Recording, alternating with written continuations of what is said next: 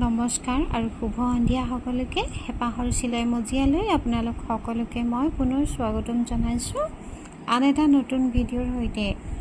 আজিৰ ভিডিঅ'ত মই এপাহ ফুলৰ এটা ডিজাইন আগবঢ়াইছোঁ। ইয়াত মই button whole stitch, lazy daisy, blanket এনেদৰে 4টা চিলাই আপোনালোকৰ আগত দেখুৱাব বিচাৰিছোঁ, যাতে বিগিনাৰ্ছসকলে কষ্ট নোহোৱাকৈ মনৰ পচন্দৰ এযোৰ মেখেলা চাদৰ নতুবা আপোনালোকৰ যিকোনো পোচাক তৈয়াৰ কৰিব পাৰে। আৰু ইয়াত মই বগা ৰংটোক বেছি প্ৰাধান্য দিছোঁ।